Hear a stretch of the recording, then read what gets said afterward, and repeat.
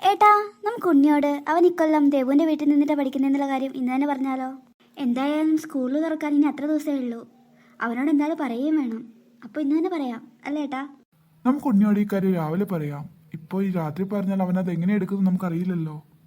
അയ്യോ ദേവു, എണീക്ക് ദേവു, ഒന്ന് കണ്ണു തുറക്കണ്ട ദേവു. അല്ല, രമേശിന്റെ ശബ്ദമല്ലേ നമ്മളിപ്പോ കേട്ടെ? അതെ ഏട്ടാ, ദേവുവിന് എന്തോ പറ്റിയിട്ടുണ്ടെന്ന് തോന്നുന്നു. വാ നമുക്ക് അകത്ത് പോയി നോക്കാം. ഏട്ടാ വാ, വേഗം നടക്ക്. അയ്യോ ചേച്ചി, അമ്മ കണ്ണു തുറക്കുന്നില്ലല്ലോ. അങ്കിളേ, ഇതാ വെള്ളം. അയ്യോ രമേശ, എന്റെ മോക്കിന് എന്ത് പറ്റി? ദേവു, ഇപ്പൊ തല ചുറ്റുന്നുണ്ടോ? ഇല്ല ഏട്ടാ, ചെറിയ ക്ഷീണേ ഉള്ളൂ. അല്ല രമേശ, ഇവിടെ എന്ത് സംഭവിച്ചേ? ദേവു എങ്ങനെ തലറങ്ങി വീണേ? നീ എന്താ അതിനെപ്പറ്റിയൊന്നും പറയാത്തെ? അയ്യോ, പ്രേതം. ദേവു, നീ പേടിക്കണ്ട, ഇത് നമ്മുടെ മക്കള് തന്നെയാണ്, പ്രേതങ്ങളല്ല. അല്ല, അപ്പൊ ആ പ്രേതം എവിടെ പോയി? അറിയില്ല ദേവു. എന്തല്ല നിങ്ങൾ പറയുന്നേ? പ്രേതമോ? അയ്യോ, അപ്പൊ പ്രേതം ഇവിടെ തന്നെ കാണില്ലേ? എനിക്കിതൊന്നും മനസ്സിലാവുന്നില്ല. നിങ്ങളൊന്ന് കാര്യം തെളിച്ചു പറ. എന്താണ് സംഭവിക്കുന്നേ? രമേശ, ദേവുവിന് എന്താ പറ്റിയേ? നീ എന്തിനാ കരഞ്ഞേ? എനിക്കും കാര്യമൊന്നും മനസ്സിലാവുന്നില്ല മോളെ. ദേവു ഒന്ന് തലറങ്ങി വീണു. ഇവരിപ്പോ പ്രേതം എന്നൊക്കെ പറയുന്നേ. പ്രേതമോ? എന്താ ഇവിടെ നടക്കുന്നേ? എന്താ രമേശ, എന്താ കാര്യം? പ്രേതത്തിന്റെ കാര്യം ആദ്യം കുട്ടികളാ പറഞ്ഞേ. ഞങ്ങൾ ആ സമയത്ത് ഇവരെന്തോ കളി കളിക്കുന്നതാണ് വിചാരിച്ചേ. പക്ഷെ അതിനുശേഷം ഞങ്ങളും കണ്ടു ഇവര് മൂന്നാളുടെയും രൂപത്തിൽ ആ പ്രേതം ഞങ്ങൾക്ക് മുന്നിൽ വന്നേ. ആദ്യം ഉണ്ണിക്കുട്ടനായിട്ട് അവൻ ഞങ്ങളുടെ കൺമുന്നിൽ നിന്ന് തന്നെ മാറിയിട്ട് പിന്നെ ചിന്നുവായി. പെട്ടെന്ന് നോക്കുമ്പോ ചിന്നു ചിപ്പിയുമായി. പിന്നെ ഒരു വല്ലാത്ത ചിരിയായിരുന്നു. അതിനു മുന്നേ തന്നെ ഇവളുടെ ബോധവും പോയി. അല്ല രമേശ, നീ പറഞ്ഞതൊക്കെ സത്യമാണോ? അതേ സുഭാഷ് അളിയ, ഞങ്ങൾ എന്തിനാ കള്ളം പറയേണ്ട ആവശ്യം? അയ്യോ, മീര എവിടെ? അവളെ മാത്രം ഇവിടെ കാണുന്നില്ലല്ലോ. ഇവിടെ ഇത്രയും ആൾ വന്നിട്ടും ഇത്രയും വെള്ളം നടന്നിട്ടും അവളെ മാത്രം കാണുന്നില്ല. അവൾക്ക് എന്തെങ്കിലും പറ്റിയിട്ടുണ്ടാവോ? ഏട്ടാ, നമുക്ക് എല്ലാവർക്കും കൂടി ഒന്നിച്ച് മീരയെ തിരയാം. ആരും തനിച്ചു പോകണ്ട. നിനക്ക് നടക്കാൻ ബുദ്ധിമുട്ടൊന്നുമില്ലല്ലോ? തല കറങ്ങുന്ന പോലെ ഒന്നുമില്ലല്ലോ? ഇല്ല ഏട്ടാ, എനിക്കൊരു പ്രശ്നവുമില്ല. നമുക്ക് വേഗം തന്നെ മീരയെ തിരയാം. മീരെ, നിന്നെ ഞങ്ങൾ എവിടെയെല്ലാം തിരക്കി. നീ എന്താ ആരോടും പറയാതെ ഇവിടെ വന്ന് ഒറ്റയ്ക്കിരിക്കുന്നേ? ഞാൻ മനുവിനെ ഫോൺ വിളിക്കാൻ വേണ്ടി പുറത്തിറങ്ങിയതാ. അകത്തൊന്നും റേഞ്ച് കിട്ടുന്നേ ഇല്ല. അല്ല, ഇതെന്താ നിങ്ങൾ എല്ലാരും പുറത്തു വന്നേ? എന്നെ തിരയാനായിരുന്നെങ്കിൽ ഒരാൾ വന്ന് വിളിച്ചാൽ മതിയായിരുന്നില്ലേ? ഞാൻ അകത്ത് കൂടെ വരുമായിരുന്നല്ലോ. മീരെ, ഇവിടെ ചെറിയൊരു പ്രശ്നമുണ്ട്. എന്ത് പ്രശ്നം? ഈ ബംഗ്ലാവിൽ പ്രേതമുണ്ട്. ദേവ് കുറച്ചു മുന്നേ അതിനെ കണ്ട് പേടിച്ച് ബോധം കെട്ട് വീണു. പ്രേതമോ? ഈ നൂറ്റാണ്ടിലോ? ചേച്ചി വേറെ എന്തെങ്കിലും കണ്ട് പേടിച്ചതായിരിക്കും. പിന്നെ തോന്നിയിട്ടുണ്ടാവും അത് പ്രേതമാണെന്ന്. അവള് മാത്രമല്ല, രമേശനും കണ്ടു, പോരാത്തതിന് പിള്ളേരും. എനിക്ക് തോന്നുന്നില്ല ഇവിടെ പ്രേതമുണ്ടെന്ന്. പിന്നെ ഇവർക്ക് അങ്ങനെ തോന്നാനൊരു കാരണമുണ്ടെന്ന് എനിക്ക് തോന്നുന്നു. എന്ത് കാരണമുണ്ടെന്ന് നീ പറയുന്നേ? ഞാൻ കുറച്ചു മുമ്പ് ഈ ബംഗ്ലാവൊക്കെ ചുറ്റിക്കാണാൻ വേണ്ടി ഇറങ്ങിയായിരുന്നു. അപ്പോൾ ഒരു ഇരുണ്ട മുറിയിൽ നിന്ന് എനിക്കൊരു ഓജോ ബോർഡ് കിട്ടി. നീ എന്തായി പറയുന്നേ? ഓജോ ബോർഡോ? അതാരെയായിരിക്കും? ചേച്ചി, ഞാൻ കണ്ട ഓജോ ബോർഡ് ആരോ ഉണ്ടാക്കിയതാണ്. ഈ സാധാരണ ചാർട്ട് പേപ്പറൊക്കെയാണ് അതിന് ഉപയോഗിച്ചിട്ടുള്ളത്. നീ വേഗം അങ്ങ് വാ മീരെ, നമുക്ക് ഈ കാര്യം ബാക്കിയുള്ളവരെയും കൂടി അറിയിക്കണം. ഹാവു, മീരയ്ക്ക് കുഴപ്പമൊന്നുമില്ലല്ലോ, അതുകൊണ്ട് തന്നെ സമാധാനമായി. സമാധാനിക്കാൻ വരട്ടെ ദേവു, ഒരു ചെറിയ പ്രശ്നമുണ്ടല്ലോ. എന്ത് പ്രശ്നം? മീരയ്ക്ക് മുകളിലത്തെ മുറിയിൽ നിന്നൊരു ഓജോ ബോർഡ് കിട്ടിയെന്ന്. ഓജോ ബോർഡോ? അതേ ഏട്ടാ, ആരോ ഉണ്ടാക്കിയതാണെന്നാ പറഞ്ഞേ.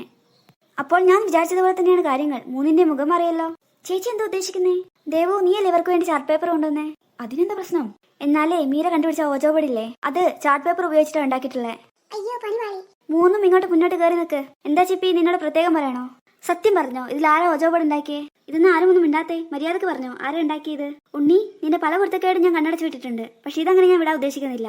നീ തന്നെ പറ, നിങ്ങൾ ആരാ ഇതുണ്ടാക്കിയേ? അതമ്മേ. പറഞ്ഞില്ലെങ്കിൽ മൂന്നിനും എന്റെ കയ്യിൽ നിന്ന് കിട്ടും. ചിപ്പി ചേച്ചി അമ്മേ. എടാ ദുഷ്ടാ. ചിപ്പി, ഈ കൂട്ടത്തിൽ മൂത്ത നീയല്ലേ? എന്നിട്ട് നീയാണ് ഇങ്ങനത്തെ പരിപാടിയെല്ലാം കാണിക്കുന്നേ? ഒരു തമാശക്ക് ചെയ്തത് ആന്റി, ഇങ്ങനെ പ്രശ്നമെന്ന് അറിഞ്ഞില്ല. ഗീതേച്ചി, ചേച്ചി മാറി നിൽക്ക്. ഇവക്കുള്ളത് ഞാൻ കൊടുക്കാം. അമ്മ ക്ഷമിക്കമ്മേ, അറിയാതെ പറ്റിപ്പോയതാ. ഇങ്ങനെയൊന്നും ആവുന്ന തീരെ പ്രതീക്ഷിച്ചില്ല. ഉണ്ണി, നിനക്ക് ഈ കാര്യം ആദ്യം അറിയായിരുന്നോ? അത് അമ്മേ, ചേച്ചി ആദ്യം പറഞ്ഞായിരുന്നു. ചിന്നു, നിനക്കോ?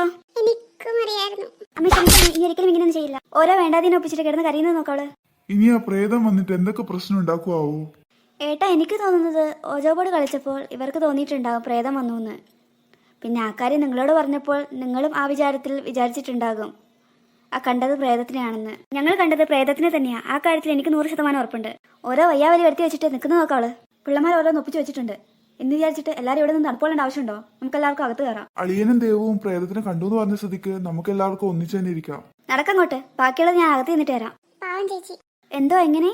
നിനക്കുള്ളത് ഞാൻ അകത്ത് നിന്നിട്ട് തരാം. ചേച്ചിക്ക് ഫുൾ സപ്പോർട്ടായിട്ട് നിന്നതല്ലേ അനിയത്തി. മോനെ ഉണ്ണി, മോനുള്ളത് ഈ അമ്മ തന്നോളാം. അമ്മ എന്നോട് ക്ഷമിക്കമ്മേ. അകത്ത് കയറല്ലോ. അമ്മ വാ അമ്മേ, നമുക്ക് അകത്ത് പോവാം. എന്തേ, നിങ്ങളാരും അകത്ത് കയറുന്നില്ലേ? ഇതാ പോന്നുമ്മേ.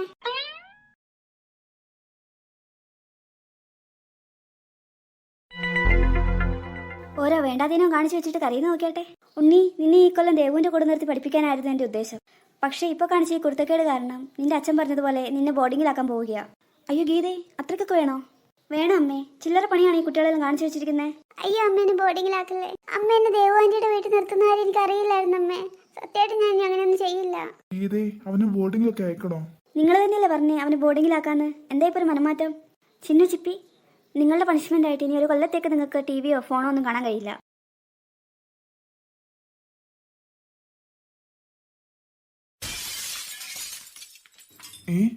ഗ്ലാസ് പൊളിഞ്ഞ ശബ്ദമല്ലേ കേട്ടെ?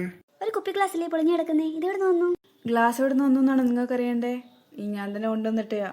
ഇതാരാ ഇപ്പൊ വർത്താനം പറഞ്ഞേ? മുകളിലോട്ട് നോക്കുന്നേ, അപ്പൊ കാണാം. അയ്യോ ദേ പ്രേതം പിന്നെ വന്നു. ദൈവമേ, പ്രേതോ!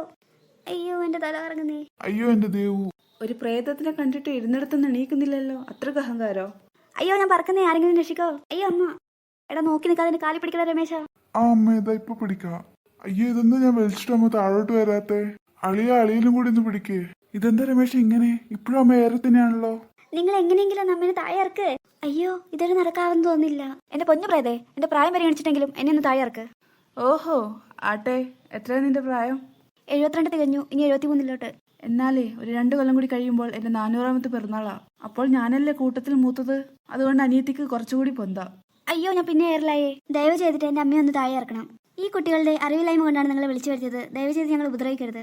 വിളിച്ചു വരുത്തിയെന്നോ? ആരെന്നെ വിളിച്ചു വരുത്തിയെന്നാ നിങ്ങൾ പറയുന്നേ? എന്റെ ഭർത്താവ് എബ്രഹാം എന്നെ ഇവിടുത്തെ ഒരു മുറിയിൽ പൂട്ടിയിട്ടിരിക്കുകയായിരുന്നു. നീണ്ട 370 വർഷം ഞാൻ ആ മുറിയിൽ പുറം ലോകം കാണാതെ കഴിഞ്ഞു. നിങ്ങളുടെ മകൻ ഉണ്ണിയാണ് ഇന്ന് ആ മുറി തുറന്ന് എന്നെ സ്വതന്ത്രയാക്കിയത്. പക്ഷേ ഇതെന്റെ ബംഗ്ലാവാണ്. അതുകൊണ്ട് ഈ ബംഗ്ലാവിൽ ഞാനല്ലാതെ ഇവിടെ ആരെയും താമസിക്കാൻ ഞാൻ വിടില്ല. ഞങ്ങളെല്ലാരും ഇപ്പൊ തന്നെ ഇവിടുന്ന് പോയിക്കോളാം. പക്ഷെ അമ്മേനെ ഒന്ന് താഴെ ഇറക്കാതെയോ? നിങ്ങളുടെ കെട്ടും പാണ്ടുകളെടുത്ത് നിങ്ങൾ ഇപ്പൊ തന്നെ ഇവിടുന്ന് പോകുന്ന ഉറപ്പുണ്ടെങ്കിൽ മാത്രം നിങ്ങളുടെ അമ്മയെ ഞാൻ താഴെ ഇറക്കാം. അല്ലെങ്കിൽ ഞങ്ങൾക്ക് ഇവിടെ നിൽക്കണമെന്നില്ല. പ്രേതം തനിച്ചിവിടെ ചില്ലടിച്ച് നിന്നോ, ഞങ്ങൾ ഇവിടുന്ന് പോയിക്കോളാം. എന്നാൽ ഇവരെ ഞാൻ താഴെ ഇറക്കാം.